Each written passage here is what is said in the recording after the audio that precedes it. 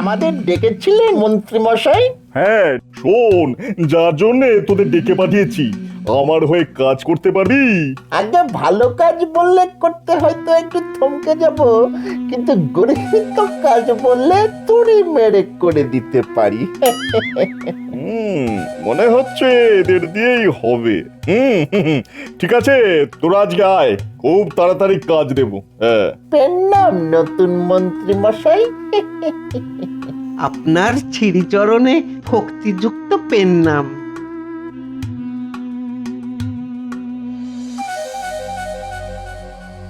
মহারাজ, যেন দেখছি বড় চিন্তিত। হয়েছে কি কোনো কারণে মস্তিষ্ক বিঘ্নিত? আসলে মন্ত্রীর শরীর নিয়ে বড়ই চিন্তার মধ্যে আছি। আজ এতগুলো দিন হয়ে গেল, কিছুতেই যেন সুস্থ হয়ে উঠছে না। পুরনো মন্ত্রীকে নিয়ে মহারাজের আধিক্যতা দেখলে গা জ্বলে যায়। রকম সকম থেকে মনে হচ্ছে পুরনো মন্ত্রী সুস্থ হয়ে উঠলেই আমাকে দরজা দেখিয়ে দেবে। তাই যা করার খুব তাড়াতাড়ি করে ফেলতে হবে। হ্যাঁ, এত চিন্তা করছেন কেন? হ্যাঁ, আমাদের রাজবৈদ্য অতি উচ্চমানের চিকিৎসক, দেখবেন ঠিক সুস্থ করে তুলবে। সুস্থ হলেই বাঁচি।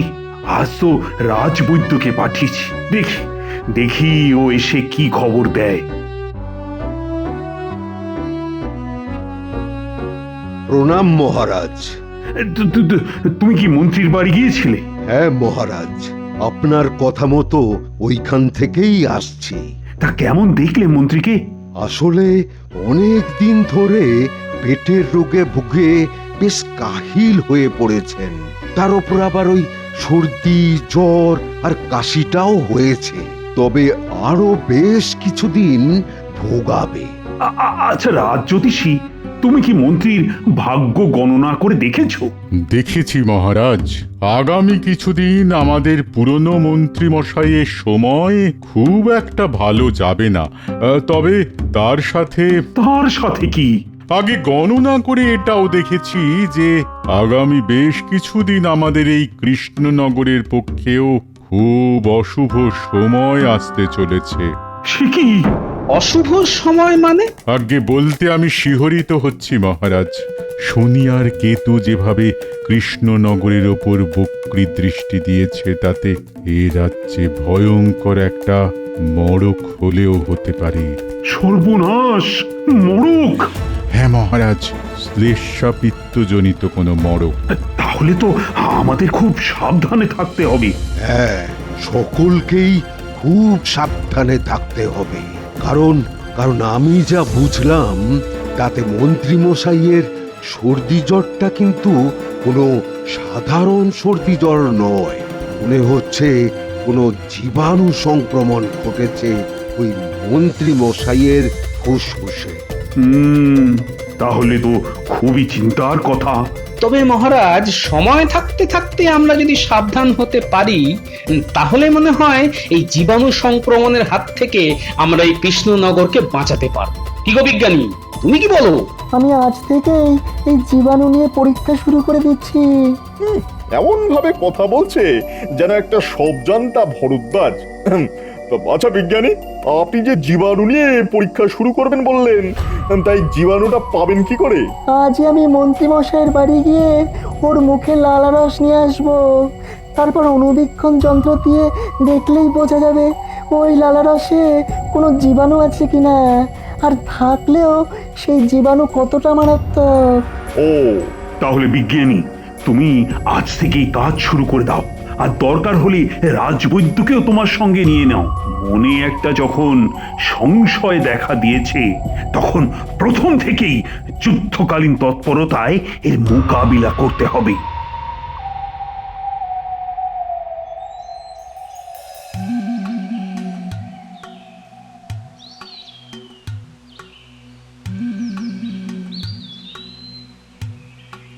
এই যে গোপাল দাদু, আমি তোমার বাড়ি যাচ্ছিলাম। কেন রে, আমার বাড়িতে আবার কি দরকার পড়লো? দেখো না, আজ সকাল থেকে পুটির খুব জ্বর, সেই সাথে সর্দি আর কাশি। তাই নাকি? চল তো দেখি।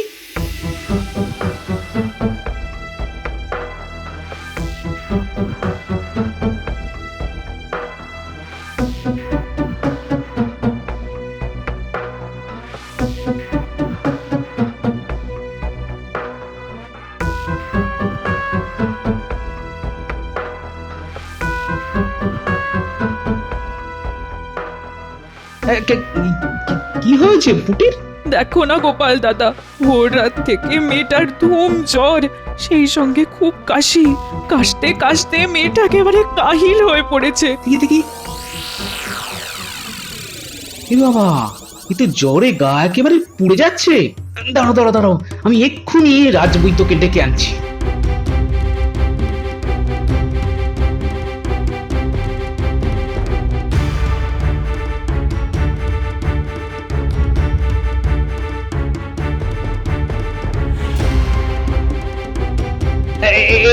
এই যে রাজবৈদ্য, আমি তোমার কাছে যাচ্ছিলাম। কেন? দেখো না, পুটির খুব জ্বর, সেই সাথে কাশি। তোমরা কোথা থেকে আসছো? আমরা গিয়েছিলাম মন্ত্রীমশাইয়ের বাড়ি লালারস সংগ্রহ করতে। রাজবৈদ্য, আপনি কি একবার পুটির বাড়ি যাবেন? যাবো তো নিশ্চয়ই। আমিও যাবো, পুটির লালারসও নিতে হবে আমায়। দুটো লালারস পরীক্ষা করে দেখতে হবে ওদের গতি প্রকৃতি এক কিনা। চলো তাহলে।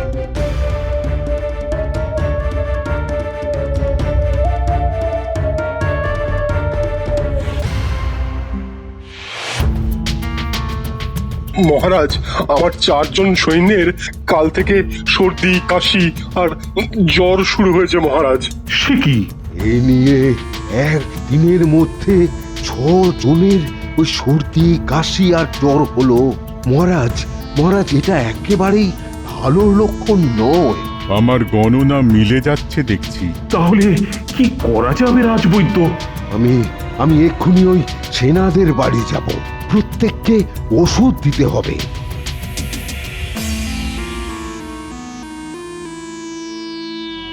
বিজ্ঞানী, বিজ্ঞানী, লালা রসে কিছু পেলে? যা পেয়েছি তা খুবই চিন্তার। এ কথা কেন বলছো বিজ্ঞানী? মহারাজ, লালারস পরীক্ষা করে দেখেছি যে মন্ত্রীমশাই আর পুটির শরীরে একই জীবাণু সংক্রমণ ঘটেছে। হ্যাঁ, জীবাণু সংক্রমণ? হ্যাঁ মহারাজ, প্রথমে ভেবেছিলাম হয়তো জল থেকে এই জীবাণু সংক্রমণ হয়েছে, কিন্তু কৃষ্ণনগরের পানীয় জল পরীক্ষা করে কোনো জীবাণুর হদিশ পাইনি। তাহলে এই জীবাণু সংক্রমণটা হলো কি করে? আমার মনে হয় এটা সম্পূর্ণ একটা অজানা জীবাণু, আর এটা এসেছে মানুষ থেকে মানুষের শরীরে। মানুষ থেকে মানুষের শরীরে? হ্যাঁ মহারাজ, ধরুন ক নামের একজন সংক্রমিত হলো, খ এলো কয়ের সংস্পর্শে, ক থেকে ক্ষয়ে জীবাণু ছড়িয়ে পড়লো। এইভাবে মানুষ থেকে মানুষে এই রোগ ছড়িয়ে পড়ার সম্ভাবনা প্রচুর। ওফ, এ তো খুবই বিপদের কথা শোনালে হে। তা এর প্রতিকার কি? সাধারণ সর্দি জ্বরের ওষুধ ছাড়া তো আমাদের কাছে আর কিছুই নেই। হ্যাঁ, তেমন কোনো ওষুধ নেই বলছো? আবার মানুষ থেকে মানুষে যদি এই রোগ ছড়িয়ে পড়তে থাকে, তাহলে তো কদিনের মধ্যেই মহামারী শুরু হয়ে যাবে। দেখুন মহারাজ, এই রোগকে ছড়িয়ে পড়া থেকে আটকানোর একটা উপায়ের কথা আমি ভেবেছি। কি ভেবেছো? আজ থেকে মানুষে মানুষে মেলামেশা একবারে বন্ধ করে দিতে হবে। হ্যাঁ, মানুষে মানুষে মেলামেশা বন্ধ করে দিতে হবে? এই কথাটার মানেটা ঠিক বুঝলাম না। বিজ্ঞানী বলতে চাইছে মনের দূরত্ব না হলেও মানুষে মানুষে সামাজিক দূরত্ব, মানে ওই মেলামেশা একেবারে বন্ধ। কিন্তু আমরা বললেই কি আর সকলে মেলামেশা বন্ধ করে দেবে? হয়তো বন্ধ করতে চাইবে না, তাই আইন করে কাল থেকেই কৃষ্ণনগরের সকলকে ঘরবন্দি করে ফেলতে হবে। এতে তো প্রজা অসন্তোষ হতে পারি। সকলকে ভালো করে বোঝাতে পারলে আমার মনে হয় এসব কিচ্ছু হবে না। রোগের ভয়াবহতা বুঝতে পারলে মানুষই আর ঘর থেকে বেরোতে চাইবে না। কটা দিন এই নিয়ম চালু করতে পারলেই দেখবেন ঠিক সুফল পাওয়া যাবে। একেবারে ঠিক কথা, এতে রোগ আর ছড়িয়ে পড়তে পারবে না। আর ওই অজানা জীবাণু ঠিক জব্দ হয়ে পালিয়ে যাবে। তাহলে আজই ঢেঁড়া পিটিয়ে ঘোষণা করে দাও যে কাল থেকেই এ রাজ্যে সকলেই যেন ঘরের মধ্যে থাকে, আর সেই সঙ্গে সকলে যেন মুখে কাপড় কিংবা গামছা জড়িয়ে রাখে। একেবারে ঠিক, এই কারণ এই রোগ নিঃশ্বাস আর থুতু দিয়েও ছড়ায়, আর নিঃশ্বাসের সঙ্গে অন্যের দেহে প্রবেশ করে।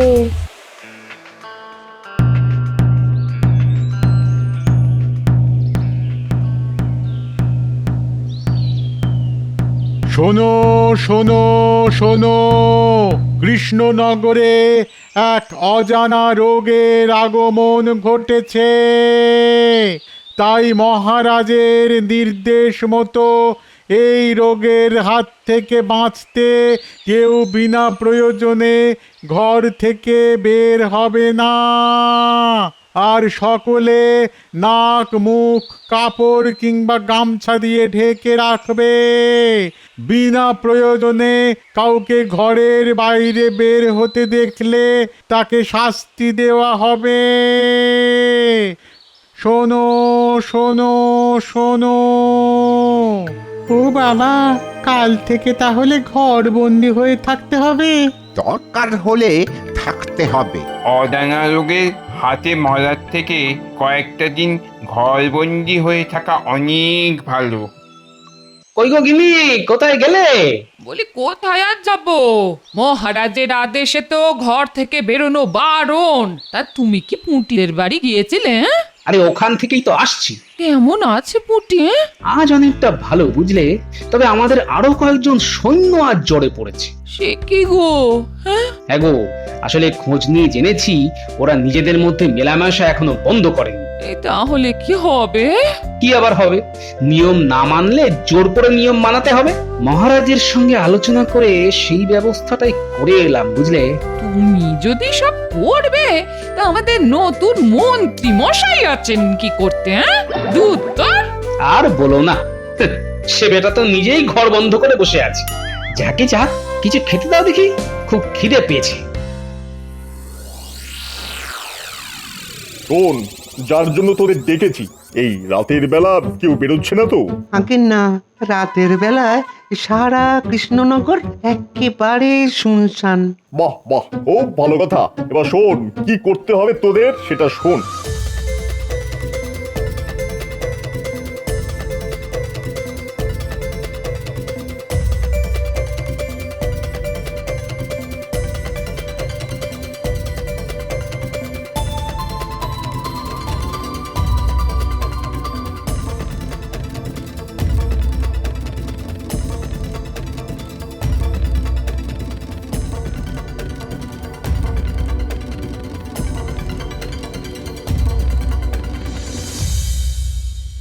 কি আমার গরুগুলো কোথায় গেল? কে নিল? হায় হায় হায় হায় হায় হায় হায় হায় রে, আমার গরু কি তাহলে ওই চুরি হয়ে গেল?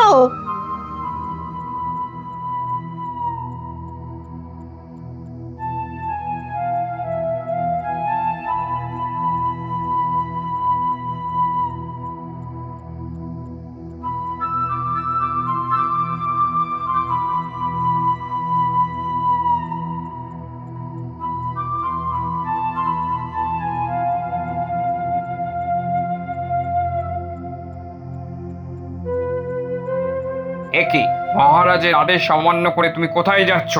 আর আদেশ? আমার গোয়ালের সব গরু চুরি হয়ে গেছে, আর ইনি এসেছেন আমায় আদেশের কথা শোনাতে। শোনো, আমি এখন ওই গরু খুঁজতে চলেছি, বুঝেছ? একে ওই ঘরবন্দির জ্বালায় দোকানদারি লাটে উঠেছে।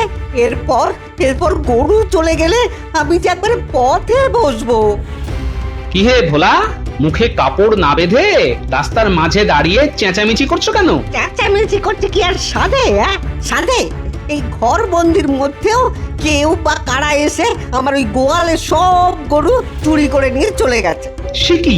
এখন আমি কি করি বলো তো? শোনো, একবার মহারাজের কাছে যাও, তবে মুখে কাপড় কিংবা গামছা বেঁধে। ঠিক আছে, তাই যাব। মহারাজ, কাল রাতে আমার গোয়াল থেকে গরু চুরি গেছে। আমার গোয়াল থেকেও গরু গেছে। সে কি, একই চারিদিকে অজানা জ্বরের প্রকোপ, এর মধ্যে আবার গরু চুরি? মহারাজ, আমার ওই গোয়ালের সব গরু কাল রাতে চুরি হয়ে গেছে। সব গরু চুরি হয়ে গেছে? হ্যাঁ মহারাজ। ঠিক আছে, তোমরা এখন যাও, আমি দেখছি কি করে এই গরু চুরির কিনারা করা যায়। এ তো গোদের উপর বিষ ফোড়া হয়ে গেছে গোপাল। কাল রাতে ভোলা ময়রা আর অনেকের গোয়াল থেকে গরু চুরি হয়ে গেছে। হ্যাঁ, ভোলার মুখ থেকে আমি শুনেছি। বলো তো কি দুশ্চিন্তার কথা। আমার দুশ্চিন্তাও কিন্তু কিছু কম নয় মহারাজ। এই কদিনে রোগের প্রকোপ আরো বেড়ে গেছে।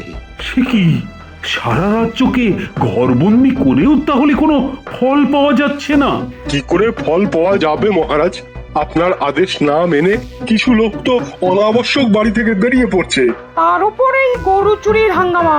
রাজসভায় আসার সময় আমি তো বহু লোককে পথে দাঁড়িয়ে গরু চুরির ব্যাপারে আলোচনা করতে দেখে এলাম। কি করা যায় বলো তো গোপাল? আমাদের সামনে এখন দুটো কাজ মহারাজ। এক, যেমন করেই হোক লোকজনকে ঘরের মধ্যে আবদ্ধ রাখা, আর দুই, গরু চোরকে খুঁজে বের করা। আমার মনে হয় অন্য রাজ্য থেকে কেউ বা কারা এসে গরু চুরি করে সারা রাজ্যের মধ্যে একটা অরাজক অবস্থা সৃষ্টি করতে চাইছে। কথাটা খুব একটা খারাপ বলনি নতুন মন্ত্রী। আপনি গোদের উপর বিষ পড়ার কথা বলছিলেন মহারাজ। আমার মনে হচ্ছে এখন আমরা পাহাড়ের মাথায় আগ্নেয়গিরির ওপর বসে আছি। ওনা ফেটে যেমন গলগল করে রক্ত বেরিয়ে আসে, এমনি যে কোনো মুহূর্তে প্রজা অসন্তোষে আগ্নেয়গিরি থেকে গলগল করে গরম লাভা বেরিয়ে আসবে। হ্যাঁ, একেবারে ঠিক কথা।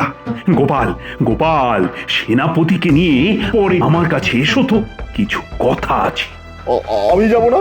না না না, এই মুহূর্তে শুধু গোপাল আর সেনাপতি হলেই চলবে। তেমন প্রয়োজন হলে তোমায় না হয় পরে ডেকে নেব। বুঝলি, তোদের কাজে আমি খুব খুশি। তাহলে আমাদেরও খুশি করে দিন। হ্যাঁ হ্যাঁ, সে তো দেবই। এই নে তোদের পারিশ্রমিক। কিরে, খুশি তো? খুব খুশি। আমরা তাহলে এখন আসি। হ্যাঁ হ্যাঁ, আয় আয় আয়। বলো বলো সেনাপতি, কি বলতে চাইছিলে তুমি? মহারাজ, এখানে আসার সময় আমি শুনে এলাম যে আজ রাতে সমস্ত রাজ্যবাসী ঘর বন্দির আদেশ উপেক্ষা করে রাস্তায় এসে দাঁড়াবে। কেন কেন কেন? তারা দলবদ্ধভাবে গরু চুরি আটকাবার চেষ্টা করবে মহারাজ। এ তো ভীষণ সমস্যা হলো। সকলে যদি জোটবদ্ধ হয় তাহলে তো সংক্রমণ বাড়বে বই কমবে না। ও গোপাল, কিছু একটা ভাবো। আমার মনে হয় আজ রাতে আপনাকে আর আমাকে রাস্তায় বেরোতে হবে, আর সঙ্গে নিতে হবে আপনার পোষা বাঘকে। বাঘ? হ্যাঁ মহারাজ, আমরা থাকবো হাতির পিঠে আর বাঘ আমাদের সাথে সাথে যাবে। এদিকে ছাড়া বাঘ দেখে মানুষজন আর ঘর থেকে বেরোতে সাহস পাবে না, আর ওদিকে গরু চোর যদিও বা রাতের অন্ধকারে গরু চুরি করতে আসে, তাহলে বাঘ আর হাতির পিঠে আপনাকে দেখে পালাবার পথ পাবে না। খুব ভালো, খুব ভালো বুদ্ধি বের করেছো গোপাল। সেনাপতি, তুমিও যাবে আমাদের সঙ্গে।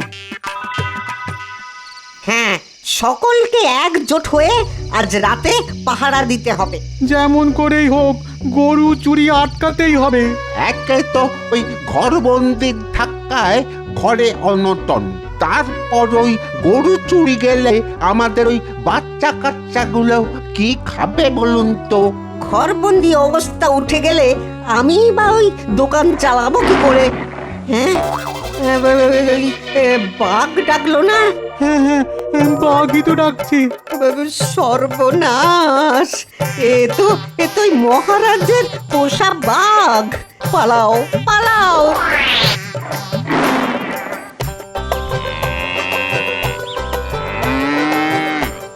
আরে, অনেকগুলো গরু একসাথে ডেকে উঠল না? তাই তো। আর গরুর হাম্বা ডাক তো আমাদের নতুন মন্ত্রী মশাইয়ের বাড়ির থেকে আসছে। ঠিক বলেছ, চলো তো দেখি।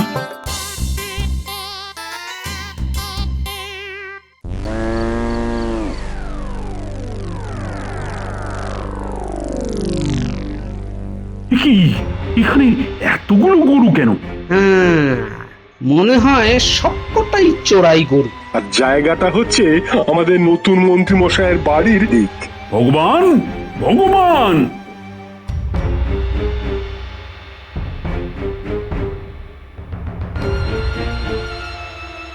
এ কি মহারাজ, আপনি এত রাতে? গরুগুলো কার? মহারাজ এখানে চলে এলো কি করে? তাই তো কাঠগড়ু, তাহলে মনে হয় রাতের অন্ধকারে কেউ রেখে গেছে। হ্যাঁ, রেখে গেলে গরুগুলো তো খোলা মাঠের মধ্যেই থাকতো, কিন্তু এদের মাথায় তো রীতিমতো হোগলার ছাউনি দেওয়া, মানে পুরোপুরি গোয়াল। তা এত বড় গোয়ালটা কে বানালো নতুন মন্ত্রী মশাই? সে আমি কি করে বলবো? একেবারে মিথ্যে কথা বলবে না। বলছি মহারাজ, বলছি আসলে আমার খুব দুধ খাওয়ার শখ, তাই বটা ঘটাকে দিয়ে চোর, গরু চোর। জানো জানো এই অপকর্মের শাস্তি কি? এনাকে একটা নতুন শাস্তি দেওয়া হোক। জ্যান্ত বাঘের মুখে তোমাকে ছেড়ে দেওয়া হবে। ও মহারাজ, আপনি আমাকে মারুন ধরুন যা ইচ্ছে করুন, কিন্তু দয়া করে এটা করবেন না, তাহলে যে আমি মরে যাবো। যাও, সকলে ঘরের ভেতরে চলে যাও। কটা দিন ঘরে থাকতে পারলি অজানা জ্বর আমাদের আর আক্রমণ করতে পারবে না। আর গরু চোর তো ধরা পড়েই গেছে। জয় মহারাজের জয়। জয় মহারাজের জয়।